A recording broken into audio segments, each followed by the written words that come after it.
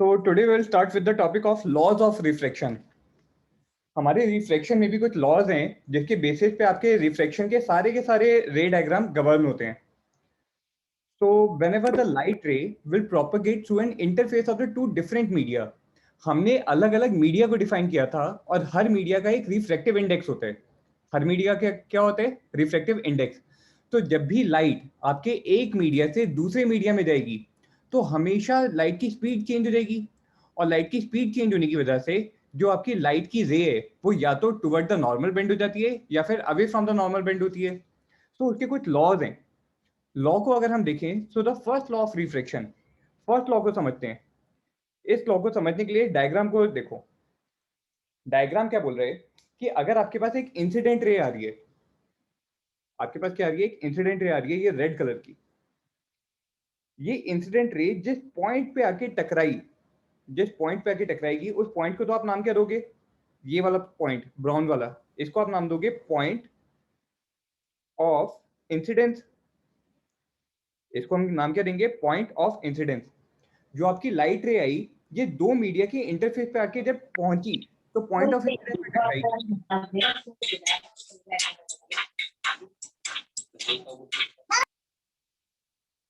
और point of incidence पे टकराने के बाद जब ये दूसरे मीडिया में जाएगी, जब ये दूसरे मीडिया में जाएगी तो वहां पे लाइट की स्पीड चेंज होने की वजह से ये बेंड हो जाएगी अपने नॉर्मल पाथ से. नॉर्मल पाथ कौन सा था? ये डॉटेड रेड कलर का. नॉर्मल पाथ कौन सा है? डॉटेड रेड कलर वाला. अगर कोई मीडिया ना होता फिर तो ये डॉटेड पाथ वाले पाथ के अलॉन्ग चली जाती. लेकिन मीडिया अलग होने की वजह से ये बेंड हो गई और बेंड होकर किसी दूसरी डायरेक्शन में चली गई. ठीक है. तो यहाँ पे हमने एक चीज देखी कि जो हमारी इंसिडेंट रे है, जो हमारा नॉर्मल है at the point of incidence, normal at the point of incidence, और एक नॉर्मल ये ब्राउन वाली जो हमारी रे जो है, ब्राउन वाली लाइन जो है, इसको हमने बनाया कैसे था? जो पॉइंट ऑफ इंसिडेंस है वहां पे हमने ड्रॉ किया परपेंडिकुलर. पॉइंट ऑफ इंसिडेंस पे हमने ड्रॉ किया परपेंडिकुलर लाइन. तो जो आपकी इंसिडेंट रे है, normal at the point of incidence and the refracted रे, ये तीनों ही आपके एक सिंगल प्लेन पे लाई करेगी हमेशा. कहां पे लाई करेगी? एक सिंगल प्लेन पर. और इस प्लेन को हम बोलते हैं प्लेन ऑफ इंसिडेंस. उस प्लेन को हम नाम क्या देते हैं? Plane of incidence. जैसे इस डायग्राम में देख रहे हो वो जो ग्रीन कलर वाला जो आपका प्लेन है, हमेशा तीनों ही लाइन इस ग्रीन वाले प्लेन पे होंगी. समझ में आया? ये तीनों लाइन जो है ये कहां पे होगी? आपके एक सिंगल प्लेन पे हमेशा लाई करेगी, चाहे आपकी टुवर्ड द नॉर्मल बेंड हो या away from the normal bend हो. ठीक है. ये है आपका पहला लॉ. तो पहले लॉ की डेफिनेशन को अगर हम पढ़ें तो डेफिनेशन क्या बोलती है? In the refraction of a light रे एट अ मीडियम इंटरफेस. जो फर्स्ट लॉ जो लिखा है ना, इसको रीड करो. In the refraction of a light रे at a medium interface, the incident ray, पहली कौन सी रे हो गई? इंसिडेंट. दूसरी रे कौन सी हो गई? Reflected ray. और तीसरी कौन सी हो गई आपके पास? Normal to the interface. Normal to the interface. ये तीनों ही आपके एक सेम प्लेन पे लाई करेगी. तीनों ही एक सेम प्लेन पे लाई करेगी. This is your first law. This is the first law for refraction. पहला लॉ सबको समझ में आया? एक बार दोबारा सुनो. फर्स्ट लॉ ऑफ रिफ्रैक्शन क्या बोलता है कि जब आपकी एक लाइट रे किसी भी एक मीडियम इंटरफेस पे आके इंसिडेंट हुई, मीडियम इंटरफेस कब बनेगा? जब आपके दो मीडियम अलग अलग होंगे. दोनों मीडियम का रिफ्रैक्टिव इंडेक्स क्या होगा? अलग अलग होगा. रिफ्रैक्टिव इंडेक्स को अगर मैं एक बार दोबारा से डिफाइन करूं, रिफ्रैक्टिव इंडेक्स को हमने डिनोट किया था म्यू से, जो होता है speed of light in vacuum divided by speed of light in the given medium. This will be the absolute refractive index of the given medium. This is, जब हम सिर्फ c अपॉन v की बात करते हैं, so this is defined as the absolute refractive index of the given media. समझ में आया? तो यहाँ पे आपको v जो है ये क्या बता रही है? Speed of light in the given medium. अगर आपका मीडियम चेंज हो गया तो वहां पे उसकी स्पीड ऑफ लाइट चेंज हो जाएगी, और स्पीड ऑफ लाइट अगर चेंज होगी तो एब्सोल्यूट रिफ्रैक्टिव इंडेक्स भी चेंज होगा. तो जब आपकी लाइट दो अलग अलग मीडिया इंटरफेस पे आके पहुंचती है तो रिफ्रैक्टेड रे, इंसिडेंट रे और normal at the point of incidence, ये तीनों ही एक सिंगल प्लेन पे लाई करेगी. और उस सिंगल प्लेन को अपने नाम क्या देने? Plane of incidence. This is your first law of reflection. समझ में आया सबको? आगे देखो. Second one is your second law of reflection. Second law of reflection क्या बोलता है, रीड करो इसको। For the reflection of a light ray going from medium 1 to medium 2, the product of refractive index of the medium and the sine of the angle made by the light rays with normal in that medium remains constant। Definition आपको देखने में थोड़ी सी बड़ी लग रही होगी, लेकिन अगर आप इसको समझोगे ना तो ये बहुत छोटी सी चीज है। इसको इसी वाले डायग्राम के बेसिस पे समझते हैं जो अभी हमने ऊपर बनाया। तो ऊपर वाले को अगर हम देखें तो हमारे पास जो इंसिडेंट रे थी वो एक ऐसे मीडियम में है जिसका रिफ्लेक्टिव इंडेक्स है μ1, जिसका रिफ्लेक्टिव इंडेक्स क्या है μ1, और आपका नीचे वाला मीडियम उसका रिफ्लेक्टिव इंडेक्स गिवन है आपको μ2। कितना गिवन है μ2, ठीक है। अब हम जो एंगल जो मेजर करते हैं इंसिडेंट रे का या फिर रिफ्रैक्टेड रे का, वो एंगल आपको हमेशा कहां से बनाने, वो एंगल आप हमेशा कहां से बनाओगे, नॉर्मल से। वो एंगल हमेशा कहां से बनाओगे, नॉर्मल रे से। तो जो आपकी इंसिडेंट रे है और नॉर्मल, इंसिडेंट रे और नॉर्मल, उन दोनों के बीच का एंगल कहलाता है एंगल ऑफ इंसिडेंस। जो इंसिडेंट रे है और नॉर्मल, उन दोनों के बीच का एंगल क्या कहलाएगा, एंगल ऑफ इंसिडेंस। तो अगर आप डायग्राम में देखोगे तो इंसिडेंट रे ने नॉर्मल के साथ एंगल जो बनाया है, इंसिडेंट रे ने नॉर्मल के साथ जो एंगल बनाया है, ये रेड कलर वाला जो मैं हाईलाइट कर रहा हूं, दिख रहा है सबको। ये जो रेड कलर वाला एंगल है, इस एंगल को हम बोलते हैं एंगल ऑफ इंसिडेंस, और इसको डिनोट करेंगे स्मॉल आई से। इसको डिनोट करेंगे स्मॉल आई से। तो ये तो बन गया हमारे पास एंगल ऑफ इंसिडेंस। अच्छा, ऐसी जो हमारी रिफ्रैक्टेड रे है, जो हमारी रिफ्रैक्टेड रे है, उस रिफ्रैक्टेड रे का भी नॉर्मल के साथ एक एंगल होगा। उस रिफ्रैक्टेड रे का भी नॉर्मल के साथ एक एंगल होगा। वो वाला एंगल देखते हैं कौन सा है। तो रिफ्रैक्टेड रे और नॉर्मल के बीच का एंगल, रिफ्रैक्टेड रे और नॉर्मल के बीच का एंगल जो मैं स्काई ब्लू कलर से हाईलाइट कर रहा हूं, दिख गया सबको। ये वाला जो एंगल जो होगा, इस एंगल को हम बोलते हैं एंगल ऑफ रिफ्रैक्शन, और इसको डिनोट करेंगे स्मॉल आर से।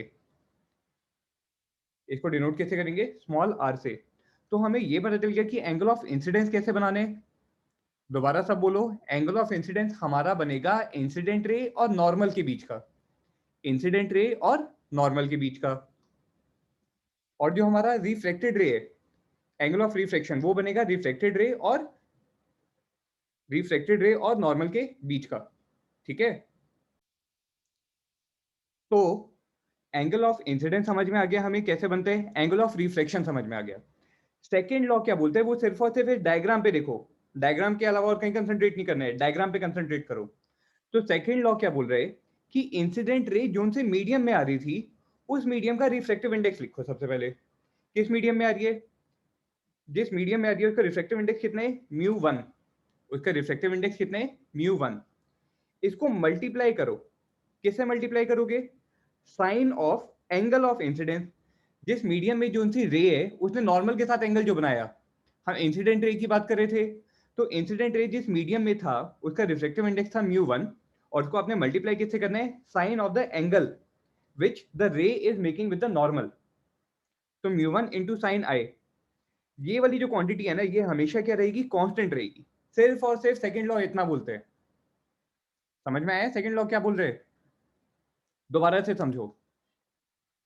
सेकंड सर लॉ क्या बोल रहे हैं, का मतलब क्या होगा, किसका, सर साइन का। साइन का बताता हूं। साइन जो है ये आपका एक मैथमेटिकल फंक्शन है। साइन एक मैथमेटिकल फंक्शन है। जैसे आप अभी अपने 10th क्लास की मैथमेटिक्स में पढ़ोगे ट्रिग्नोमेट्री, 10th क्लास की मैथमेटिक्स में पढ़ोगे ट्रिग्नोमेट्री। ट्रिग्नोमेट्री के अंदर हम एक राइट एंगल ट्रायंगल को कंस्ट्रक्ट करते हैं। ये आपका एक राइट एंगल ट्रायंगल बना। राइट एंगल ट्रायंगल में आप सभी को पता है कि एक आपके पास होता है परपेंडिकुलर, एक कहलाती है बेस, और एक होता है हाइपोटेन्यूस। तीसरी साइड क्या होती है, हाइपोटेन्यूस।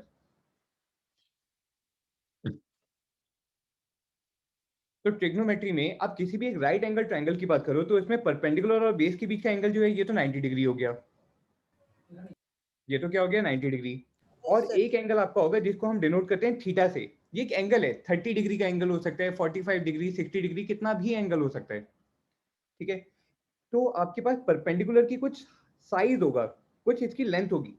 सिमिलरली बेस की भी कुछ लेंथ होगी और हाइपोटेन्यूज की भी कुछ लेंथ होगी।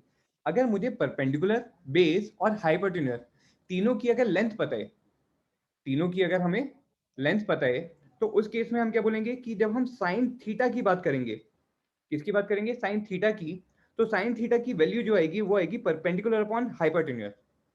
साइन थीटा की वैल्यू कितनी आएगी, परपेंडिकुलर अपॉन हाइपोटेन्यूज। सिमिलरली अगर हम कॉस थीटा की बात करेंगे, कॉस थीटा की बात करेंगे, तो कॉस थीटा क्या होता है आपके पास, base upon hypotenuse. Cos theta होता है बेस अपॉन हाइपोटेन्यूज। और तीसरा हमारे पास एंगल आता है tan थीटा। tan थीटा आपके पास होता है परपेंडिकुलर अपॉन बेस। ये सारा आप मैथमेटिक्स के अंदर पढ़ोगे, ये सारा ही आप मैथमेटिक्स में पढ़ोगे, लेकिन अभी शॉर्ट में मैं आपको बता रहा हूँ कि जब भी आपको कोई एक राइट एंगल ट्रायंगल गिवन हो, जब भी आपको एक राइट एंगल ट्रायंगल गिवन होगा, तो उसमें साइन थीटा क्या होगा, परपेंडिकुलर डिवाइडेड बाय हाइपोटेन्यूज। इसको हम याद कैसे रख सकते हैं, पंडित बद्री प्रसाद हर हर भोले। इसको हम ऐसे याद रखते हैं, पंडित बद्री प्रसाद हर हर भोले। करना क्या है, अब लगा दो यहाँ पे डिवाइड का साइन, और इसको एक टेबल बना दो। अब इसकी बना दो एक टेबल, ठीक है। अब जो आपने टेबल जो बनाई है, इसमें सबसे पहला वाला देखोगे अगर कॉलम, तो उसमें हमारा बनेगा साइन थीटा। साइन थीटा में पंडित का पी उठाओ और हर का एच उठाओ, तो परपेंडिकुलर अपॉन हाइपोटेन्यूज, ये बन गया आपके पास साइन थीटा। समझ में आया। Yes sir. दूसरा हमारे पास होता है कॉस थीटा। कॉस थीटा के लिए क्या करोगे, न्यूमरेटर में से बद्री का बी उठाओ और डिनोमिनेटर में हर का एच उठाओ, तो आपके पास आ गया बेस अपॉन हाइपोटेन्यूज। आपके पास क्या आ जाएगा, बेस अपॉन हाइपोटेन्यूज। तीसरी जो आपके पास मैथमेटिकल फंक्शन जो आता है वो होता है tan थीटा का। वो किसका होता है, tan थीटा। और tan थीटा में दोबारा न्यूमरेटर में से आप उठाओगे प्रसाद का p और डिनोमिनेटर में भोले का उठाओगे b, तो वो आपके पास बन जाएगा परपेंडिकुलर अपॉन बेस। तो इस तरीके से साइन थीटा, कॉस थीटा और tan थीटा तीनों को ही आप मैथमेटिकली कैलकुलेट कर सकते हो। अगर मैंने मैथमेटिकली कैलकुलेट कर लिया तो मुझे साइन थीटा की वैल्यू पता चल गई। अगर मुझे ट्रायंगल की तीनों साइड्स की लेंथ पता हो, तो मुझे साइन थीटा, कॉस थीटा और tan थीटा तीनों की वैल्यू पता चल जाएगी। समझ में आया। Yes sir. तो इस तरीके से हम यहाँ पे बोलेंगे कि जो आपका इंसिडेंट रे ने नॉर्मल के साथ एंगल जो बनाया, इंसिडेंट रे ने नॉर्मल के साथ एंगल जो बनाया, उस एंगल को हमने बोला था एंगल ऑफ इंसिडेंस। तो हमने सेकेंड लॉ ऑफ रिफ्लेक्शन जो अभी देखो, तो इसमें आप पढ़ो, इसमें हमने क्या बोला, for the reflection of a light ray going from medium 1 to medium 2, ये तो फालतू की लाइन है, इसके आगे पढ़ो, द प्रोडक्ट ऑफ, हमने सबसे पहले क्या करना है, प्रोडक्ट करना है, तो हमने किया मल्टीप्लाई। क्या किया हमने, multiply the product of reflective index. Product किसका लेना है, सबसे पहली टर्म तो आपने ली रिफ्लेक्टिव इंडेक्स। सबसे पहली टर्म कौन सी ली, reflective index μ1 of the medium and sine of the angle made by the light ray with normal in that medium. जिस मीडियम में लाइट रे थी, अगर मैं इंसिडेंट रे की बात कर रहा हूं, तो इंसिडेंट रे ने नॉर्मल के साथ जो एंगल बनाया, इंसिडेंट रे ने नॉर्मल के साथ जो एंगल बनाया, वो एंगल कौन सा है, आई। तो मैंने क्या बनाया, angle made by the light ray with normal, और इसका हमने क्या लेने, साइन, जो अभी मैंने आपको बताया मैथमेटिकल फंक्शन, तो हमने लिख दिया उसके लिए साइन। समझ में आई बात सबको। Yes sir. दोबारा से देखो, हम रिफ्लेक्टेड रे के लिए भी लिख के सर एक देख बार लेते फिर हैं ऐसे ही। एक्सप्लेन करते हैं। हाँ, रिफ्लेक्टेड रे के लिए देखो, सर हाँ हाँ, रिफ्लेक्टेड रे के लिए देख, समझ में आ जाएगा अभी। अगर रिफ्लेक्टेड रे के लिए देखोगे, तो ये देखो जो आपकी रिफ्लेक्टेड रे थी, मैं सारा हटा रहा हूँ, दोबारा से लिखते हैं। सर इस केस के अंदर μ2 इंटू साइन आर भी कांस्टेंट रहेगा फिर। हाँ, वही तो मैं लिख रहा हूँ, देख देख देख, जो हमारा पॉइंट ऑफ इंसिडेंस था, पॉइंट ऑफ इंसिडेंस कौन सा था, ये ब्राउन कलर वाला पॉइंट ऑफ इंसिडेंस, और जो आपका रिफ्लेक्टिंग सरफेस है, वहां पे हमने ड्रॉ किया ये ब्राउन कलर का एक नॉर्मल। वहां पे क्या ड्रॉ किया, ब्राउन कलर का एक नॉर्मल, ठीक है। अब सिंस हमारी लाइट रे एक रिफ्लेक्टिव मीडिया से दूसरे मीडिया में गई है, सो वेलोसिटी के चेंज होने की वजह से उसका पाथ क्या हो जाता है, बेंड हो जाता है। पाथ के बेंड होने की वजह से जो हमारी लाइट रे थी, वो से फॉर एग्जांपल इस पर्पल कलर वाले पाथ के अलाउंग चली गई। कहाँ पे चली गई? इस पर्पल कलर वाले पाथ के अलोंग। इसको हमने नाम दिया रिफ्रैक्टेड रे का। इसको हमने नाम दिया रिफ्रैक्टेड रे का। अब रिफ्रैक्टेड रे कौन से मीडियम में प्रेजेंट है? एक ऐसे मीडियम में जिसका रिफ्रैक्टिव इंडेक्स है μ2। जिसका रिफ्रैक्टिव इंडेक्स कितना है? mu2. mu2. अब हमने क्या किया कि जो रिफ्रैक्टेड रे है उसने नॉर्मल के साथ जो एंगल बनाया, रिफ्रैक्टेड रे ने नॉर्मल के साथ जो एंगल बनाया उसको मैं ब्लू कलर से हाईलाइट कर रहा हूँ। ये वाला जो एंगल जो बनेगा, इस एंगल को हम बोलते हैं एंगल ऑफ रिफ्रैक्शन और इसको डिनोट करते हैं आर से। ये वाला एंगल जो बनेगा इसको हम नाम क्या देते हैं? Angle of refraction. ये वाला है, इतना सा एंगल सबको दिख रहा है, इतना सा एंगल, इसको हमने क्या नाम दिया? Angle of refraction. अब ये बताओ, जो हमारी रिफ्रैक्टेड रे है ये एक ऐसे मीडियम में है जिसका रिफ्रैक्टिव इंडेक्स कितना है? μ2, और इसने एंगल कितना बनाया है? r। तो सेकेंड लॉ ऑफ रिफ्रैक्शन क्या बोलेगा? दोबारा से अगर आप डेफिनेशन पढ़ोगे तो ये बोलेगा आपको प्रोडक्ट लेने हैं, मल्टीप्लाई करने हैं, दो चीजों को मल्टीप्लाई करना है। पहली चीज कौन सी? वो वाला रिफ्रैक्टिव इंडेक्स जिसके अंदर लाइट रे थी। लाइट रे कौन से मीडियम में है? अगर हम रिफ्रैक्टेड रे की बात करें तो वो एक ऐसे मीडियम में है जिसका रिफ्रैक्टिव इंडेक्स कितना है? μ2। तो आप μ2 को मल्टीप्लाई करोगे, किससे मल्टीप्लाई करोगे? Sin r. साइन r से। और ये वाली क्वांटिटी जो आएगी ये भी क्या होगी? एक कांस्टेंट होगी। तो अगर मैं पहली वाली लाइन देखूं तो पहली लाइन क्या बोल रही है कि μ1 into sine I is constant. दूसरी लाइन क्या बोल रही है? μ2 into sine R is constant. दोनों को अगर आप एक साथ लिखो तो आप ये लिख सकते हो कि μ1 into sine I should be equal to μ2 into sine R. समझ में आ गई? Yes, sir. अब देखो, इसी तरीके से अगर मेरे पास अलग अलग बहुत सारे मीडियम है, अभी तो मैंने जो आपको एग्जांपल दिया था उसमें से दो मीडिया थे। अगर मान लो मेरे पास दो मीडिया ना होके मल्टीपल मीडियाज हो, तो सबसे पहले तो हम उसका बना लेते हैं, सबसे पहले तो हम उसका क्या बना लेंगे? रे डायग्राम बनाएंगे। सबसे पहले हम क्या बनाएंगे? रे डायग्राम बनाएंगे। एक चीज को ध्यान रखना कि जब हम रिफ्रैक्टिव इंडेक्स की बात करते हैं और एब्सोल्यूट रिफ्रैक्टिव इंडेक्स की बात करते हैं तो दोनों सेम चीज नहीं है, दोनों अलग अलग चीजें। जब आप एब्सोल्यूट रिफ्रैक्टिव इंडेक्स की बात करते हो, इधर देखो, मैंने ये पहले भी बताया था पिछली क्लास में, जब हम एब्सोल्यूट रिफ्रैक्टिव इंडेक्स की बात कर रहे हैं, ये देखो, तो एब्सोल्यूट रिफ्रैक्टिव इंडेक्स लिखते वक्त, एब्सोल्यूट रिफ्रैक्टिव इंडेक्स लिखते वक्त आप कंपेयर करते हो इसको स्पीड ऑफ लाइट से। Speed of light in the vacuum, speed of light in the vacuum के कंपैरिजन में अगर आप लिखोगे तो आप बात करोगे एब्सोल्यूट रिफ्रैक्टिव इंडेक्स की। लेकिन अगर आप रिलेटिव रिफ्रैक्टिव इंडेक्स की बात करते हो, जिसको हम इन जनरल बोलते हैं रिफ्रैक्टिव इंडेक्स, तो वो आपका बनता है एक मीडिया का दूसरे मीडिया के कंपैरिजन में। एक मीडिया का दूसरे मीडिया के कंपैरिजन में उसको हम इन जनरल रिफ्रैक्टिव इंडेक्स बोल देते हैं। तो दोनों में फर्क है। जब आप एब्सोल्यूट रिफ्रैक्टिव इंडेक्स बोल रहे हो तो वहां पे आप किसी भी मीडियम को कंपेयर कर रहे हो वैक्यूम से, तो वहां पे हम स्पेसिफाई करेंगे एब्सोल्यूट रिफ्रैक्टिव इंडेक्स। लेकिन अगर आप इन जनरल बोल दो कि रिफ्रैक्टिव इंडेक्स की बात की जा रही है, तो वहां पे आप एक मीडिया को कंपेयर कर रहे हो दूसरे मीडिया से। जैसे जो मेरा रे डायग्राम जो मैंने यहाँ पे बनाया था, यहाँ पे आप देखो मेरे पास एक मीडियम है, यहाँ पे मेरे पास एक मीडियम है मीडियम नंबर 1 और एक नीचे वाला मीडियम है मीडियम नंबर 2। तो यहाँ पे मैं दोनों मीडियम को आपस में कंपेयर कर रहा हूँ ना, मीडियम 1 और मीडियम 2 को। यहाँ पे वैक्यूम की बात ही नहीं हो रही, यहाँ पर वैक्यूम की बात ही नहीं हो रही है। तो मीडियम 1 का 2 के रिस्पेक्ट में क्या रिफ्रैक्टिव इंडेक्स होगा या 2 का 1 के रिस्पेक्ट में क्या रिफ्रैक्टिव इंडेक्स होगा, उसको हम डिफाइन कर सकते हैं। तो यहाँ पे जो मैंने म्यू जो लिखा है, इस चीज को ध्यान रखना, ये एक बड़ा अच्छा पॉइंट है। जो यहाँ पे मैंने म्यू जो लिखा है ना इस डेफिनेशन में, ये वाला म्यू आपका एब्सोल्यूट रिफ्रैक्टिव इंडेक्स लिखा गया है। ये वाला जो म्यू हमने लिखा है, this is absolute refractive index. Sir अगर उसमें आ गया कि फाइंड द रिफ्रैक्टिव इंडेक्स, तो सर हम एब्सोल्यूट लिखेंगे या रिलेटिव? सुनो, अगर आपको सिर्फ म्यू दिया हुआ है तो वो आपको हमेशा एब्सोल्यूट वाला दिया होगा या रिलेटिव वाला दिया होगा। वो आपको लाइन से, जो क्वेश्चन में लैंग्वेज जो दी होगी ना, उससे दिया होगा। अगर वो आपको लिख के दे the refractive index of the media with respect to media number 2 is 1.5, तो इसका मतलब वो आपको रिलेटिव रिफ्रैक्टिव इंडेक्स दे रहे हैं, क्योंकि उसने बता दिया the refractive index of one media with respect to another media. अगर वो सिर्फ आपको ये बोले the refractive index of the media is 4/3, तो इसका मतलब उसने आपको क्या दे दिया? एब्सोल्यूट रिफ्रैक्टिव इंडेक्स दे दिया।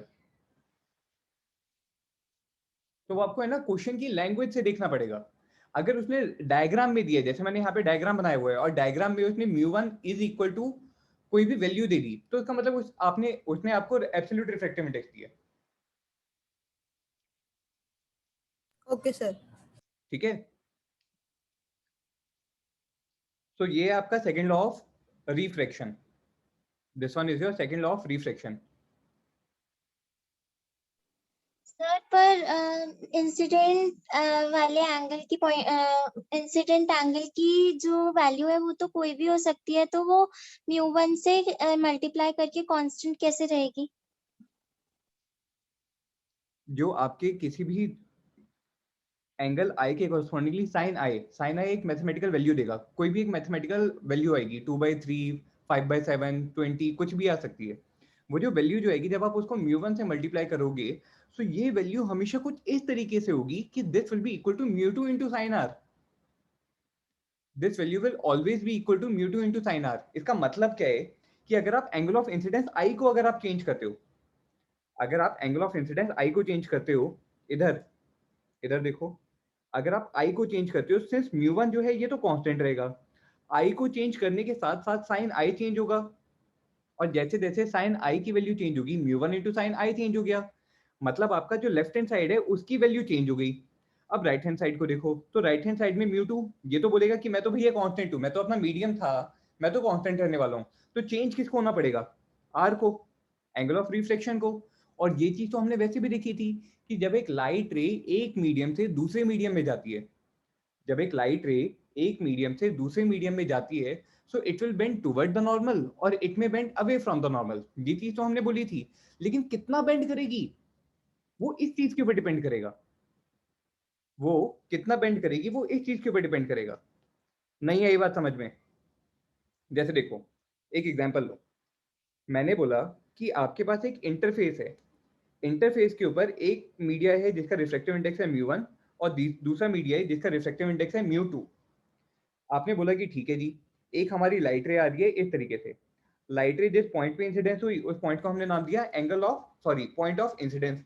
और जो हमारी रे है हमेशा उस पे एरो भी बनाने हैं। जब तक एरो नहीं बनाओगे मुझे पता नहीं चलेगा कि लाइट कहाँ पे जा रही है। तो आपने साथ में एरो बना दिया और अपनी क्लैरिफिकेशन के लिए आपने ऊपर लिख दिया आई आर का मतलब क्या है? Incident ray. फिर हमने क्या करना है? नॉर्मल को ड्रॉ करना है। नॉर्मल लाइन कैसे ड्रॉ होगी? पॉइंट ऑफ इंसिडेंस आपने देखा और आपने ये देखा कि इंटरफेस कैसा है, उसके परपेंडिकुलर वाली लाइन को आपने बोल दिया normal at the point of incidence. उसको आपने बोला normal at the point of incidence. फिर आप बोलोगे कि इंसिडेंट रे ने नॉर्मल के साथ जो एंगल बनाया है वो एंगल है एंगल ऑफ इंसिडेंस। अब अगर मैं आपको ये बता दूं कि पहला मीडिया जो है, मैंने आपको ये बता दिया कि पहला मीडिया रेयरर मीडिया है और दूसरा मीडिया क्या है? पहले वाले के कंपैरिजन में डेंसर मीडियम है।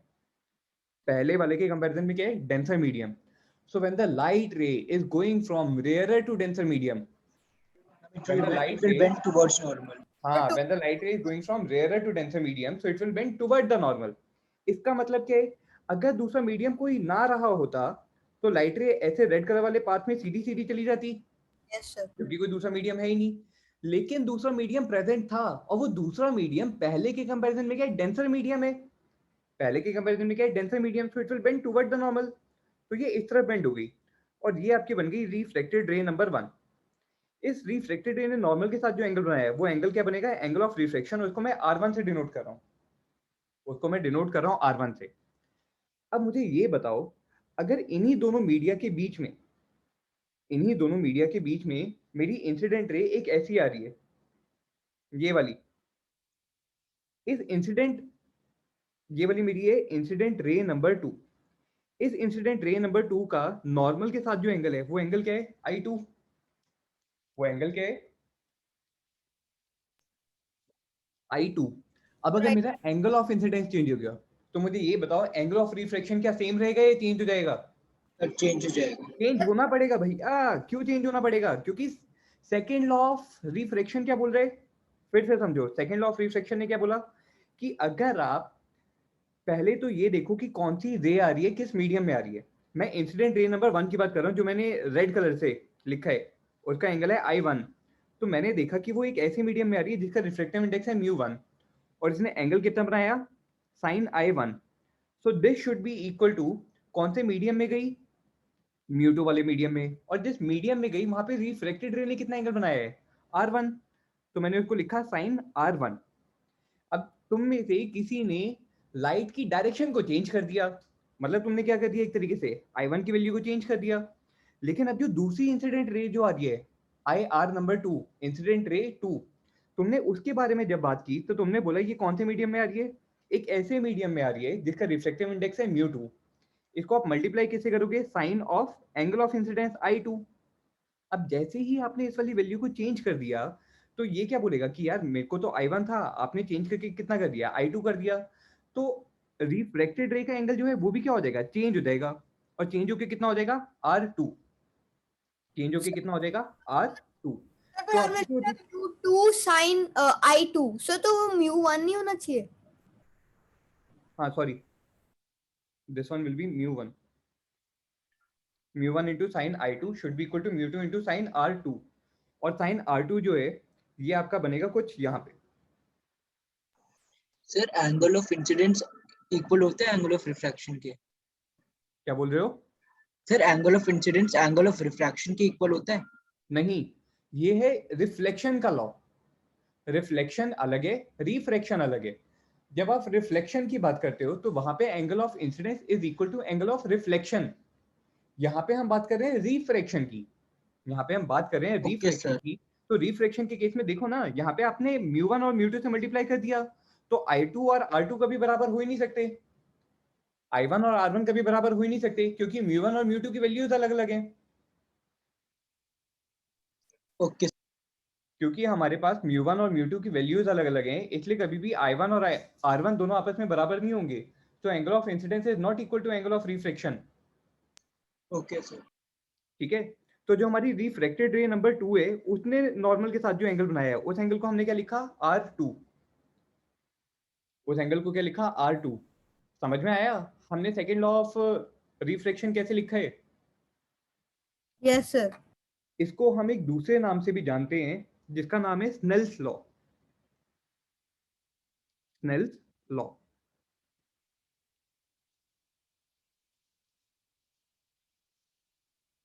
Okay sir. आगे बढ़े। Yes sir.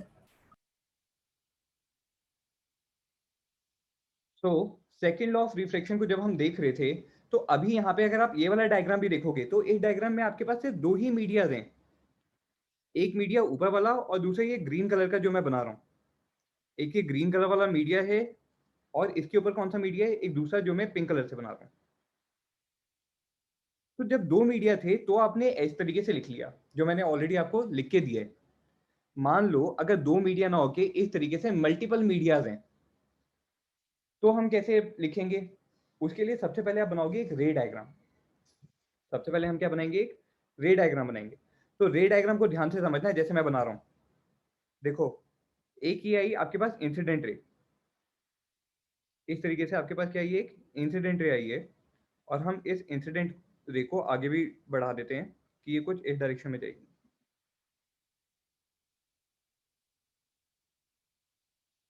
ठीक है, ये आपके पास आ गई इंसिडेंट रे। अगर आगे कोई भी मीडिया प्रेजेंट ना होता तो ये डॉटेड वाले पाथ के अलोंग चली जाती, ठीक है, लेकिन एक मीडिया प्रेजेंट था, तो मीडिया के प्रेजेंट होने की वजह से क्या होगा, ये अपने पाथ से क्या हो जाएगी, डेविएट हो जाएगी, पाथ से क्या हो जाएगी, डेविएट हो जाएगी। तो हमेशा जो आप डेविएशन जो देखोगे वो किसके रिस्पेक्ट में देखोगे, नॉर्मल ड्रॉ करोगे। तो हमने सबसे पहले क्या ड्रॉ करना है, नॉर्मल, इस तरीके से नॉर्मल आ गया। अगर आपकी लाइट रे, अगर आपकी लाइट रे कौन से मीडियम से आ रही है, रेयरर से डेंसर मीडियम की तरफ, अगर आपकी लाइट रे, नॉर्मल, हाँ, तो ये टुवर्ड द नॉर्मल बेंड हो जाएगी, तो हम इसको टुवर्ड द नॉर्मल बेंड कर देंगे। समझ में आया? और ये जो एंगल जो बनाएगी उस एंगल को हम लिख लेंगे R1, उस एंगल को हम क्या लिख लेंगे, R1। और सिमिलरली जो हमारी इंसिडेंट रे थी, इंसिडेंट रे ने नॉर्मल के साथ जो एंगल बनाएगा वो एंगल लिख लेंगे हम I1। तो इस तरीके से सब बच्चे अपनी कॉपी में इसका एक बार रे डायग्राम खुद से ट्राई करो कैसा बनेगा, फिर मैं इसको ड्रॉ करूंगा। 2 मिनट का टाइम दे रहा हूं, आप इसको ड्रॉ करके देखो।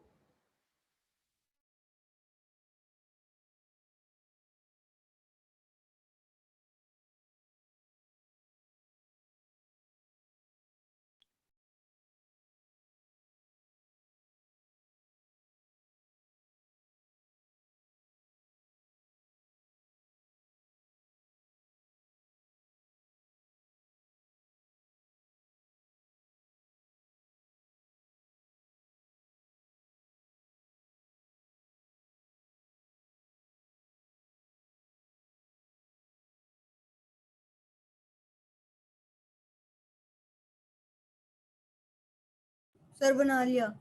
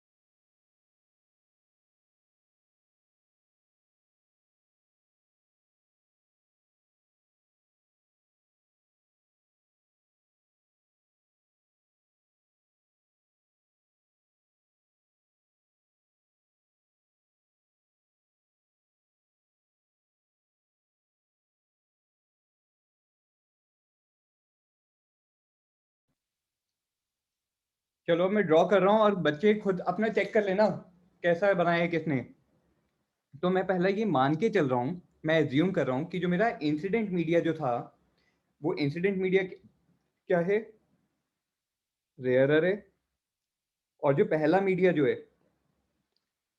ये medium number 1, this is denser, this is denser. ठीक है। अच्छा, इस तरीके से हम ऐसा मान लेते हैं कि जितने भी नीचे वाले हैं ना वो सारे के सारे डेंसर हैं। मतलब मीडियम 2 जो है ये भी डेंसर है। किसके रिस्पेक्ट में? मीडियम 1 के रिस्पेक्ट में। मीडियम 1 इंसिडेंट के रिस्पेक्ट में तो डेंसर था, लेकिन वही मीडियम 1 मीडियम 2 के रिस्पेक्ट में क्या हो गया? रेयरर हो गया। So it is denser with respect to the rarer medium, but this the same medium will behave as a rarer medium for the medium number 2. ये चीज मैंने पिछली क्लास में समझाई थी कि एक मीडिया डेंसर भी हो सकता है और रेयरर भी हो सकता है। डिपेंड करता है कि आप उसको कंपेयर किससे कर रहे हो। डिपेंड करता है कि आप उसको कंपेयर किससे करते हो। ठीक है। तो इस तरीके से हमारे पास एक एंगल R1 बन गया।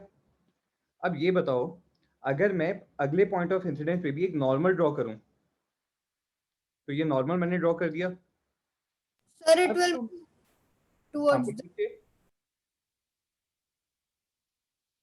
बोलो बोलो। Sir it will move towards the north. Towards normal sir. हाँ, टुवर्ड द नॉर्मल। सबसे पहले मुझे ये बताओ कि ये वाला एंगल जो होगा, ये वाला एंगल किसके बराबर होगा? ये वाला एंगल भी तो R1 के बराबर होगा, ट्रांसवर्सल ही तो है। Yes sir, sir alternate angles.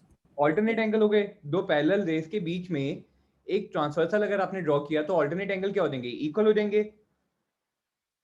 Yes sir. तो this angle will be also equal to R1। हमारे पास लाइट रे जानी कहाँ चाहिए थी? इस पिंक वाले पाथ के अलोंग, लेकिन ये बेंड हो जाएगी और बेंड होके थोड़ी सी नीचे की तरफ ड्रॉ कर दी। ये वाला जो एंगल बना, ये एंगल बन जाएगा R2। दोबारा जिस पॉइंट पे इंसिडेंट हुई उस पॉइंट पे भी आप एक नॉर्मल ड्रॉ करोगे, उस पॉइंट पे भी क्या ड्रॉ करोगे? एक नॉर्मल ड्रॉ करोगे।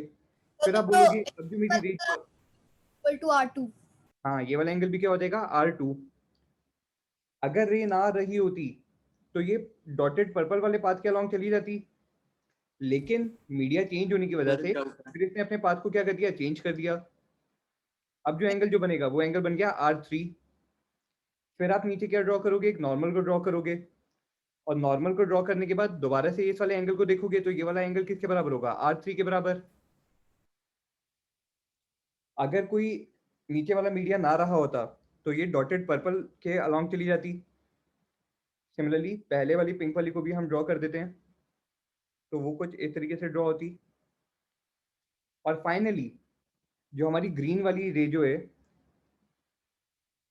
रेड को भी ड्रॉ कर लेते हैं एक बार। और हमारे पास कौन सी रे मिलेगी, कुछ इस तरीके से, ये वाली रे। जिस पॉइंट पे इंसिडेंस होगी उसके साथ जो इसने एंगल बनाया है वो वाला एंगल हो गया R4। वो वाला एंगल हो गया R4।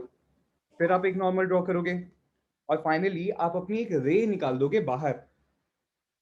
जिस रे को आपने बाहर निकाला उस रे को हम नाम देते हैं एमर्जेंट रे, क्योंकि वो एमर्ज होके बाहर आई। वो क्या हो गया, ये एमर्ज होके बाहर आई है ना, तो इसको हम नाम देंगे एमर्जेंट रे का। ठीक है, और इसने जो एंगल बनाया होगा वो उस वाले एंगल को हम नाम दे देते हैं R6, सॉरी R5 बोल देते हैं उसको हमने नाम क्या दे दिया, R5। समझ में आ गई बात। तो इस तरीके से तो मेरा बन गया एक रे डायग्राम। इस तरीके से मेरा क्या बन गया, एक रे डायग्राम बन गया। अब एक काम करते हैं, हम यहाँ पे एज्यूम कर लेते हैं कि जो मेरा इंसिडेंट मीडिया जो था उसका रिफ्रैक्टिव इंडेक्स है μ0, और जो मेरी एमर्जेंट रे जो निकली है उसका रिफ्रैक्टिव इंडेक्स भी क्या है, μ0। उसका रिफ्रैक्टिव इंडेक्स भी कितना है, μ0 के बराबर। अब अपनी कॉपी में डाउट, एक सेकंड रुक, अपनी कॉपी में 1 मिनट का टाइम लो और यहाँ पे आप सेकेंड लॉ ऑफ रिफ्रैक्शन लिखो इस पूरे के लिए। इस पूरे के लिए आपको सेकेंड लॉ ऑफ रिफ्रैक्शन लिखना है। ठीक है, हाँ जी, डाउट बोलो। सर अगर हम ऐसे डेंसर करते जाएंगे मीडियम, तो सर एक टाइम तो ऐसा आएगा जब ये कोलाइड हो जाएगी नॉर्मल के साथ। नहीं, ये कभी भी कोलाइड नहीं होगी। मतलब हो सकता है कि ऑलमोस्ट टेंजेंट, मतलब नॉर्मल के साथ पहुंच जाए, और डिपेंड करता है कि आपके जितने भी मीडियाज हैं उनकी रिफ्लेक्टेड इंडेक्स की वैल्यूज क्या हैं। पॉसिबल है, हो भी सकता है ना भी हो सकता है कि नॉर्मल के परपेंडिकुलर हो जाए पूरा पूरा। Okay sir. हाँ, दोनों कंडीशन हो सकते हैं। बोलो। सर ये जो आपने रेस जो प्रोड्यूस करी है आगे को, सर ये एक दूसरे के पैरेलल होंगी? हाँ, ये है ना, एक दूसरे के पैरेलल होती है। वो पॉइंट मैं आपको किसी दूसरी क्लास में समझाऊंगा कि ये सारी रेज आपस में एक दूसरे के पैरेलल भी हो जाती हैं। जो भी मैंने डॉटेड वाली दिखाई है ना, पिंक, पर्पल, रेड, ये सारी ही आपस में पैरेलल हैं। और फाइनली जो मेरी एमर्जेंट रे जो आई है वो भी मेरी इंसिडेंट रे की क्या होगी, पैरेलल होगी। वो चीज तो अभी आप खुद ही समझ जाओगे, लेकिन सबसे पहले आप सेकेंड लॉ ऑफ रिफ्रैक्शन लिख के देखो। सर I1 और R5 की वैल्यू इक्वल होगी? क्यों इक्वल होगी? सर बिकॉज इनका रिफ्रैक्टिव इंडेक्स सेम है। वेरी गुड, क्योंकि उन दोनों का रिफ्रैक्टिव इंडेक्स सेम है इसलिए दोनों की वैल्यूज I1 और R5 दोनों इक्वल हो जाएंगी। और अगर हमारे दोनों एंगल इक्वल हो गए तो दोनों रेस क्या बन जाएंगी, पैरेलल।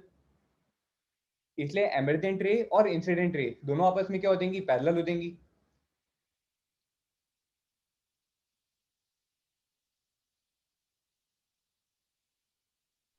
सर डाउट है। बोलो। सर अगर जो इंसिडेंट रे है अगर वो नॉर्मल की लाइन में ही आए तो फिर सर क्या होगा, रिफ्रैक्शन होगी? नहीं, तो वो सीधे दूसरे मीडियम में पास कर देगी, क्योंकि हमारा एंगल ऑफ इंसिडेंस I1 जो है ना वो कितना हो जाएगा बताओ। अगर हमारी तो इंसिडेंट जीरो हो जाएगा। जीरो। जब आप मैथमेटिक्स में पढ़ोगे ना तो ये जो आपका साइन एंगल जो हमने लिखा है, जो हमने साइन वाला एंगल लिखा है, अगर आप यहाँ पे थीटा की जगह जो हमने एंगल जो डाले उसकी वैल्यू में अगर आप 0 डालोगे तो आपको वैल्यू मिलती है 0। मतलब आप μ1 इंटू साइन 0 लिख रहे हो तो उसकी टोटल वैल्यू कितनी आ रही है, 0, क्योंकि साइन 0 तो क्या हो गया, 0। और 0 को अगर आप किसी भी नंबर से मल्टीप्लाई करोगे तो भी आपको आंसर क्या मिलेगा, 0 मिलेगा। Yes sir. यही वाली वैल्यू किसके बराबर होनी चाहिए थी, μ2 इंटू साइन r के बराबर। तो वो वैल्यू यस सर। किसके बराबर आएगी, 0 के बराबर। μ2 तो 0 हो नहीं सकता, तो इसका मतलब क्या 0 होना चाहिए, साइन r 0 होना चाहिए। और अगर साइन r 0 होना चाहिए तो वो सिर्फ और सिर्फ एक वैल्यू के लिए 0 होगा। और वो वैल्यू कौन सी होगी, जब आपका r किसके बराबर हो जाएगा, वापस 0 के बराबर। जीरो। तो आपका एंगल ऑफ रिफ्रैक्शन भी कितना हो जाएगा, 0। मतलब इंसिडेंट रे जब नॉर्मल के अलोंग आ रही है तो रिफ्लेक्टेड रे नॉर्मल के अलोंग ही चली जाएगी, तो पाथ में कोई भी डेविएशन नहीं आएगा। सर साइन 90 के केस में क्या होगा अगर वो 90 डिग्री हो नॉर्मल के? तो वो भैया साइन 90 का जो केस है ना, उस केस में आपका बहुत माइन्यूट एंगल बनेगा, लेकिन एक एंगल बनता है रिफ्रैक्शन का, उसको हम ग्रेजिंग इंसिडेंस नाम देते हैं। जब आपका एंगल थीटा या एंगल आई जब 90 डिग्री हो जाता है तो उसको हम नाम देते हैं grazing incidence.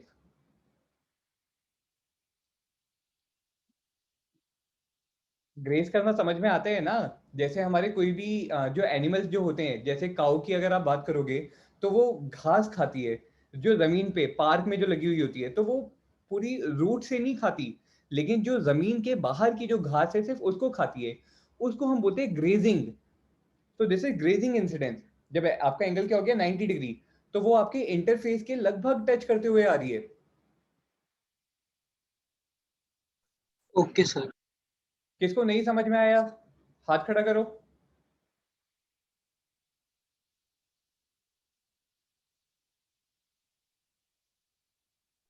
Excuse me sir. हाँ बोलो। सर जो ये रिफ्रैक्टेड रे होगी वो जो एंगल ऑफ इंसिडेंस है उसके हाफ होगी या कितने भी मेजर की हो सकती है? नहीं, वो कितनी भी हो सकती है, वो मैथमेटिक्स का एक, जब आप ट्रिग्नोमेट्री पढ़ोगे ना तो इसमें एंगल थीटा की वैल्यूज आप कैलकुलेट करोगे कि जब 30 डिग्री होगा तो कितनी वैल्यू होती है, जब 45 डिग्री होगा तो कितनी वैल्यू होती है। जैसे जैसे आप एंगल ऑफ इंसिडेंस की वैल्यू चेंज करते जाओगे, जैसे जैसे आप आई की वैल्यू को चेंज करते जाओगे, तो सेकंड लॉ ऑफ रिफ्लेक्शन जो है वो आर की वैल्यू को भी चेंज करवा देगा। और अगर एंगल ऑफ रिफ्लेक्शन चेंज हो गया तो वो कोई भी दूसरी वैल्यू आ सकती है। तो ऐसा नहीं है कि हमेशा हाफ आएगी, 90 डिग्री आएगी, या कितनी आएगी, कितनी भी आ सकती है। Sir angle of incidence 90 degree वाला एक बार और समझा दो। एंगल ऑफ इंसिडेंस बच्चे जब 90 डिग्री हो जाता है ना, तो उसको हम नाम देते हैं ग्रेजिंग इंसिडेंस का। उसको हम नाम देते हैं ग्रेजिंग इंसिडेंस का। और उस केस में होता क्या है, उसको रे डायग्राम से देख लो। आपके पास ये था इंटरफेस, आपने बोला कि जो आपकी लाइट रे जो आ रही है, जो आपकी लाइट रे आ रही है, उसने क्या कर रही है, नॉर्मल के साथ 90 डिग्री का एंगल बना रही है। तो सबसे पहले तो आप नॉर्मल को ड्रॉ कर लो। इस तरीके एक नॉर्मल होगा, नॉर्मल से 90 डिग्री वाली रे कौन सी होगी, ऐसी। सर ये लाइन तो मीडियम पर नहीं हो जाएगी एग्जैक्ट? क्या बोल रहे हो? सर ये वाली लाइन दोनों मीडियम का जो पॉइंट है उनके हम्म। उसके अंदर नहीं हो जाएगी, उसके उस पर ये जो वाली लेयर और डेंसर के ऊपर है ना, ग्रीन वाली जो ड्रॉ की है, this is your incident ray, this one is your incident ray. जो आपका ये सर तो ये इंसिडेंट रे दोनों जो दोनों मीडियम है जो मीट कर रहे हैं उस पॉइंट पे नहीं बन जाएगी एग्जैक्ट? हाँ, तो मैंने जो इंटरफेस है उसी पे तो ड्रॉ किया है इंसिडेंट रे, पर जो रेड कलर की थिक वाली जो लाइन जो बनाई है दैट इज द इंटरफेस। और इंटरफेस में 90 डिग्री पे आ रही है मेरी इंसिडेंट रे। Okay sir. जो मेरा पहला मीडियम है उसका रिफ्लेक्टिव इंडेक्स मैं आपको दे रहा हूँ 1, उसको मैं कितना दे रहा हूँ 1। और जो मेरा दूसरा मीडिया है μ2, उसको मैं दे रहा हूँ √2। मान लो इसको मैं दे रहा हूँ √2। तो अब आप बोलोगे कि जो मेरी इंसिडेंट रे है उसने कितना एंगल बनाया है 90 डिग्री का।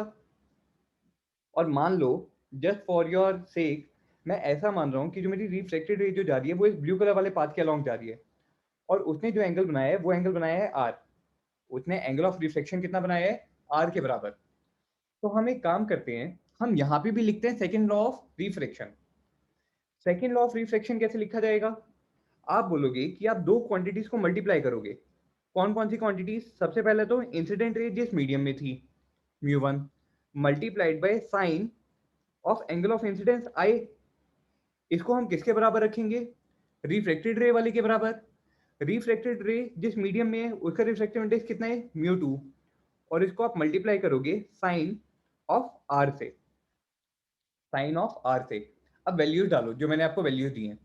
μ1 की वैल्यू है 1, सर साइन आई की होगी 1, sine 90 degree it should be equal to μ2 जो है √2 मल्टीप्लाइड बाय साइन आर। मुझे आर नहीं पता कितना है, आर की वैल्यू तो मुझे निकालनी है ना, यही तो आप जानना चाह रहे हो कि जब एंगल ऑफ इंसिडेंस 90 डिग्री हो जाएगा तो वहां पे आपके पास आर की वैल्यू कितनी आएगी। तो यहाँ पे ये देखो कि जब मैंने μ1 और μ2 की वैल्यू एक पर्टिकुलरली आपको दे दी तो उस केस के लिए कैलकुलेट करके दिखा रहा हूँ। तो वहां पे अगर आप देखोगे मैथ्स में जब आप पढ़ते हो तो साइन 90 की वैल्यू होती है 1, so this will be equal to 1 into 1 should be equal to √2 into sine r. इसको अगर आप सिंप्लीफाई करोगे तो आप लिखोगे साइन आर की वैल्यू कितनी हो जाएगी, 1 इंटू 1 तो आपके पास हो गया 1 डिवाइडेड बाई √2। फिर हम इसको सॉल्व करके लिखते हैं, जब साइन आर की वैल्यू √2 होगी ना तो वहां पे आप मैथ्स में पढ़ोगे इसको कि आर की वैल्यू हो जाती है 45 डिग्री। आर की वैल्यू हो जाती है 45 डिग्री। इसका मतलब आपका रिफ्लेक्टेड रे कितने एंगल पे जाएगी, 45 डिग्री पे जाएगी। ये सिर्फ और सिर्फ तब है जब μ1 और μ2 की वैल्यू वो है जो मैंने आपको लिख के दी है 1 और √2। अगर वैल्यूज अलग हो गई तो साइन आर की कुछ और वैल्यू आ जाएगी, लेकिन आएगी। यहां तक बात समझ में आई? यस किसको सर। नहीं आई?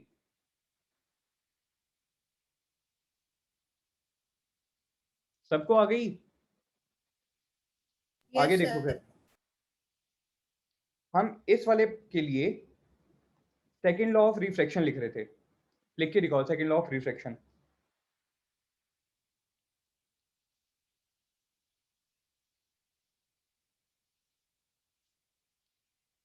देखो मेरे साथ साथ लिखना शुरू करो, जिसको नहीं लिखा जा रहा और जिसने लिख लिया है वो चेक कर लेना।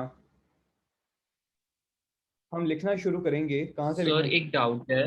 हाँ बोलो। सर अगर U1 की वैल्यू 1 हो गई तो फिर जो जो लाइट रे है वो वैक्यूम से पास कराना है, इसका मतलब? नहीं, μ1 की वैल्यू 1 होने का मतलब है कि आपका एयर जो होता है ना, एयर का भी रिफ्रैक्टिव इंडेक्स लगभग वैक्यूम के बराबर है। ओके, तो मतलब हाँ मतलब एयर में से पास। Okay sir.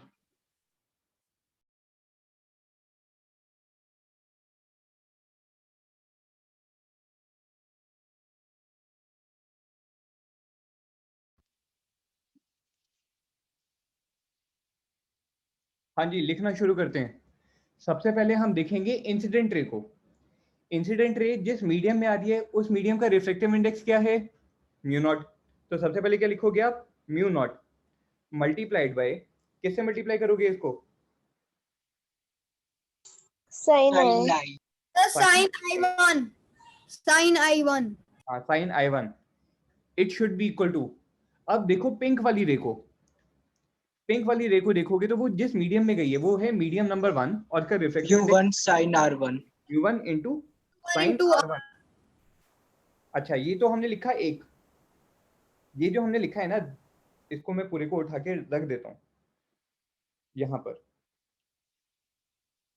इसका रीजन है कि ये वाला जो हमने लॉ जो लिखा है, ये वाला लॉ जो हमने लिखा है, ये हमने एक पर्टिकुलर पॉइंट के लिए लिखा है। कौन से पॉइंट के लिए? इस वाले पॉइंट के लिए। जो हम सेकेंड लॉ ऑफ रिफ्रैक्शन जो यूज करते हैं वो हम एक पॉइंट पे लगाते हैं। तो मैंने जिस पॉइंट पे लगाया उस पॉइंट पे देखा कि मेरी इंसिडेंट रे कौन सी है और रिफ्लेक्टेड रे कौन सी है। समझ में आ गई बात? Yes sir. अगला देखो, अगला मैं लिख रहा हूं इस वाले पिंक वाले पॉइंट के लिए। इस पिंक वाले पॉइंट के लिए अगर आप देखोगे तो पिंक वाली रे जो है वो बन जाएगी इंसिडेंट रे, और जो पर्पल कलर वाली रे जो है वो क्या बन जाएगी, रिफ्लेक्टेड रे। पर्पल वाली रे क्या बन जाएगी, रिफ्लेक्टेड रे। ये बात समझ में आई? Yes sir. तो अब पिंक वाले पॉइंट के लिए लिखो। अगर पिंक वाले पॉइंट के लिए लिखोगे तो इंसिडेंट रे कौन से मीडियम में आ रही है, μ1। Sir U1 sine R1 equal to μ2 sine R2। U2 sine R2। R2। ये मैंने लिखा है पिंक वाले पॉइंट के लिए। समझ में आई? इसको उठा के हम पिंक वाले पॉइंट के पास में रख देते हैं। कहाँ पे रखें, थोड़ा छोटा करके डाल रहा हूँ, बाद में समझ लेना। समझ में आ गया पिंक वाले पॉइंट के लिए? अगला हम लेते हैं तीसरा पॉइंट। तीसरा पॉइंट है मेरा ये रेड वाला। Sir μ2 sine R2 equal to μ3 sine U2 R3। Sine हाँ, R2 तो ये जो रेड वाला पॉइंट जो मैंने बनाया है, इस पॉइंट के लिए पर्पल वाली रे हो गई आपके पास इंसिडेंट रे, और रेड कलर वाली रे हो गई रिफ्रैक्टेड रे। तो इस रेड वाले पॉइंट के लिए दोबारा से जब आप लिखोगे तो क्या लिखोगे, μ2 into sine sin R2 equal to mu3 sin R3. Sine R3, ऐसे ही आखिरी ग्रीन वाला पॉइंट भी लिख लो, The mu3 sin R3 equal to mu4 sin R4. Sin R3 sine R3 is equal to mu4 sine R4, और आखिरी point कौन सा, ऑरेंज वाला, Yellow. mu4 sin R4 equal to mu naught equal to mu naught sin R5. sin R5. Is equal to mu nought into sine R5। पहले वाले भी दोनों लिख लेते हैं जो मैंने उठा के साइड में फेंक दिए थे ना, क्या है उसके लिए, mu1 sine R1 should be equal to mu2 sin R2. mu2 sine R2, और सबसे पहला वाला Mu naught sin R1 equal to mu1 sin R1. mu nought equal to into A1 should be equal to mu1 sine. mu1 into sin R1. अब इधर देखो, ध्यान दो, कोई बोलेगा नहीं, मेरी बात पे ध्यान दो। mu1 sin R1 पहली वाली रो में, और नीचे वाला देखो mu1 sin R1, दोनों आपस में बराबर हैं। इसका मतलब क्या बना कि mu not sin I1 mu2 sin R2 के बराबर होगा। Yes sir. अब देखो mu2 sin R2 second row वाला और थर्ड रो वाला mu2 sin R2, ये दोनों आपस में बराबर हैं। Yes sir. तो mu नॉट sin सारे R1 एक दूसरे को इक्वल। sin R2 के बराबर हो गया। Yes sir. अगला mu3 sin R3 mu3 sin R3 दोनों आपस में बराबर हैं। mu4 sin R4 के इक्वल है। हाँ, तो ये किसके बराबर हो जाएगा, mu4 sin सर R4, सारे इक्वल आ जाएंगे। mu4 sin R4 भी अगर इक्वल हो गया यहाँ से, तो ये सर इसके इससे बराबर- सारे एक दूसरे की इक्वल आ सारी जाएंगे। quantities क्या हो गई आपस में, एक दूसरे के बराबर हो गई ना, Yes sir. सारी क्वांटिटीज एक दूसरे के बराबर हो गई, हाँ या ना। Yes sir. तो आप एक सिंगल लाइन में, मैंने यहाँ पे अलग अलग लिखा है ना, आप लोग चाहो तो एक सिंगल लाइन में लिख सकते हो। कैसे लिखोगे, mu1 sin I1 should be equal to mu1 sin R1, it should be equal to mu2 sin R2 is equal to mu3 sin R3 is equal to mu4 sin R4 is equal to mu naught sin R5। इस तरीके से चाहे कितने भी medium आपको दे दिए जाए, हर medium के लिए लिख सकते हो। Yes sir. Yes sir. समझ में आ गई बात। Yes sir. अब एक चीज यहां से और देखो कि अगर मैं mu nought sign R1 I1 और म्यू नॉट साइन R5 इन दोनों को अगर मैं कंपेयर करूं, अगर मैं म्यू नॉट साइन I1 को किससे कंपेयर करूं, म्यू नॉट साइन R5 से, तो इसको अलग से लिख लेते हैं। Mu nought sine I1 is equal to mu nought sine R5, तो म्यू नॉट से म्यू नॉट कैंसिल आउट हो जाएगा, Yes sir. बचेगा क्या, One is equal to sin R5 और sin भी कैंसिल हो जाएगा। तो sir angle i equal to angle. Mathematics का आपको फंक्शन याद रखना है, आप ऐसी ही साइन को नहीं काट सकते। मेरे कहने का मतलब क्या है कि अगर इस चीज को भूल जाओ और आप इस चीज को भी भूल जाओ, थोड़ा सा गैप देके लिख लेते हैं, तो मैं दोबारा लिख रहा हूं, क्या था ये, mu not into sine I1 is equal to mu into sine R1। अगर मान लो आपको ये चीज लिखी हुई है, सर mu not into हाँ, sin। एक मिनट मेरी बात सुन लो पहले। अगर आपको ये लिखा हुआ है, मैंने पहली दोनों क्वांटिटीज को लिखा है बस, पहली वाली और दूसरी वाली, आप जब इन दोनों को अलग से लिख रहे हो तो आप बोलोगे यार यहाँ पे साइन और साइन कटता हुआ नजर आ रहा है, तो मैं इन दोनों को काट देता हूँ और मैं लिख लूंगा mu not into I1 is equal to mu into R1। This is absolutely wrong. Mathematics ये नहीं बोलती है। जब आप मैथमेटिक्स की बात करते हो तो वो बोलता है कि जो आपने साइन I1 जो लिखा है ना, ये एक नंबर है, इसको आप काट नहीं सकते साइन को। ऐसे ही साइन R1 जो है ये भी एक नंबर है, इसको काट ही नहीं सकते कि आप सर ये तो हमें पहले से ही पता है, ये हमें पहले से ही पता है, ऐसे थोड़ी काट देंगे, कोई दुनिया में सब चीजें थोड़ी कटती हैं। तो हेलो आप लिखोगे क्या है इसमें, जब भैया, आप पहली वाली और आखिरी वाली इन दोनों को लिख रहे हो तब तो आपने लिखा mu not into sine I1 is equal to mu not into sine R5। तो यहाँ पे म्यू नॉट और म्यू नॉट ये भी एक मैथमेटिकल नंबर थे, आपने मैथमेटिकल नंबर काट दिया लेकिन साइन नहीं कटेगा, तो आप क्या लिखोगे, sine I1 is equal to sine R5। अच्छा, मैथ्स में ट्रिग्नोमेट्री में ये चीज जरूर है कि अगर आपके पास दो साइन की वैल्यू अगर इक्वल हो गई तो वो सिर्फ और सिर्फ तभी होगी जब दोनों के एंगल इक्वल रहे होंगे। मतलब I1 और R5 ये दोनों आपस में बराबर रहे होंगे तभी साइन वाली वैल्यू भी इक्वल आई होगी। तो इसका मतलब क्या हो गया कि I1 is equal to R5। मैंने कट नहीं किया है साइन और साइन को, मैंने यहाँ पे लॉजिक यूज किया है कि अगर साइन I1 की वैल्यू साइन R5 के बराबर है तो वो सिर्फ और सिर्फ तभी होगी जब I1 R5 के बराबर होगा, किसी और वैल्यू के लिए कभी नहीं हो सकता। तो मुझे यहाँ से ये पता चला कि जो मेरा I1 था, I1 के डायग्राम में देखो, जो मेरी इंसिडेंट रे ने एंगल बनाया है नॉर्मल के साथ, वो है एंगल I1, और R5 कौन सा है, जो मेरा एमरजेंट रे ने बनाया है नॉर्मल के साथ। दोनों नॉर्मल अगर आपस में एक दूसरे के पैरेलल हैं, नॉर्मल को देखो, एक नॉर्मल इधर वाली और एक नॉर्मल इधर वाली, दोनों नॉर्मल अगर पैरेलल हैं और एंगल I1 और R5 उन दोनों को भी आपने नॉर्मल के साथ ड्रॉ किए, तो दोनों रेज जो बनेंगी वो क्या बनेंगी, पैरेलल रे बनेंगी या नहीं बनेंगी? यस सर, बनेगी। मतलब इंसिडेंट रे और एमरजेंट रे दोनों आपस में क्या हो जाएंगी, पैरेलल हो जाएंगी। समझ में आई बात? Yes sir. इंसिडेंट रे और एमरजेंट रे आपस में हमेशा क्या होंगी, पैरेलल। ये है आपका सेकंड लॉ ऑफ रिफ्लेक्शन। तो आज की क्लास में हमने सिर्फ और सिर्फ दो लॉ समझे हैं। सबसे पहला फर्स्ट लॉ ऑफ रिफ्लेक्शन, जो क्या बोलते हैं कि आपका इंसिडेंट रे, नॉर्मल और रिफ्लेक्टेड रे ये तीनों एक सिंगल प्लेन में होंगे, सिर्फ और सिर्फ इतनी सी चीज, ठीक है। और जो हमारा सेकंड लॉ ऑफ रिफ्लेक्शन है उसकी अगर डेफिनेशन अब अगर आप पढ़ोगे तो अब बड़े अच्छे इजीली समझ में आ जाएगी। पढ़ो, क्या बोला, for the reflection of light ray going from medium 1 to medium 2। ये तो हमें पता ही है कि रिफ्लेक्शन कब होगा, जब लाइट रे पहले मीडियम से दूसरे मीडियम में जाएगी। तो आपको करना क्या है, the product of reflective index, सबसे पहले तो आप मल्टीप्लाई करोगे, दो चीजों को मल्टीप्लाई करेंगे। पहली चीज क्या, reflective index of the media जिसमें लाइट रे है, और इसको मल्टीप्लाई किससे कर दोगे, sine of the angle made by the light ray with the normal. जो आपकी लाइट रे ने एंगल जो बनाया है नॉर्मल के साथ, उस एंगल के साइन से मल्टीप्लाई करना है। ये चीज जब हमने लिखी तो लिखने में बहुत छोटी है, मैथमेटिक्स में अगर लिखोगे तो वो बहुत छोटी है, डेफिनेशन लिखोगे तो डेफिनेशन लंबी है। समझ में आ गई? लेकिन अब यस सर। चाहे आपको एक मीडिया दे दिया जाए या अलग अलग कितने भी मीडिया दे दिए जाए, हमेशा जो आप सेकंड लॉ ऑफ रिफ्लेक्शन लिखोगे वो लिखना शुरू करोगे एक पॉइंट से।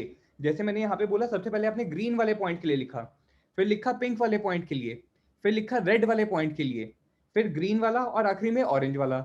अलग अलग पॉइंट के लिए आप लिखते जाओ अलग अलग लाइन में, और फिर देख लो कौन कौन सी वैल्यूज आपकी बराबर होती जा रही हैं, और उसके बेसिस पे आपने एक सिंगल लाइन में क्वांटिटी लिखी पूरी। समझ में आ गई? Yes sir. यस तो इस पूरे के नोट्स बनाने हैं आपने, नेक्स्ट क्लास में हम नेक्स्ट टॉपिक स्टार्ट करेंगे। Thank you sir. किसी को कोई डाउट है तो पूछो, कोई भी डाउट हो पूछो।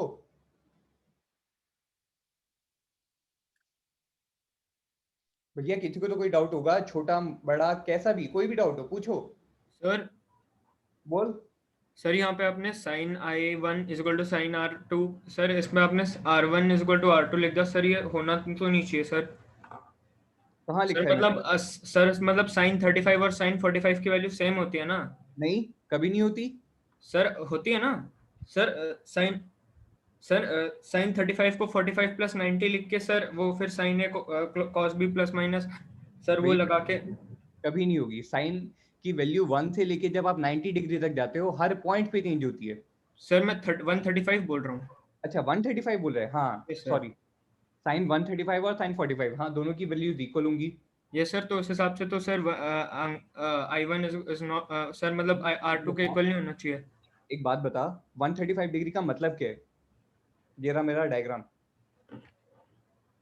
अच्छा अच्छा अच्छा, हाँ ठीक है। 135 तो वैसे ही तेरा दूसरे मीडिया में पहुंच गया ना, तेरा जो हाँ। मैक्सिमम एंगल ऑफ इंसिडेंस हो सकता है वो होता ही 90 डिग्री है। ये 90 सर डिग्री से ज्यादा तो आप एंगल ले ही नहीं सकते।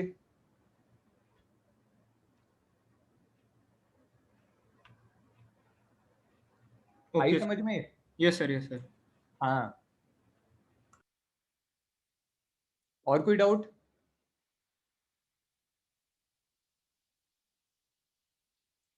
चलो अभी मैं नोट शेयर कर रहा हूँ, आप नोट्स में से अपने नोट्स कंप्लीट कर लेना। Okay sir, thank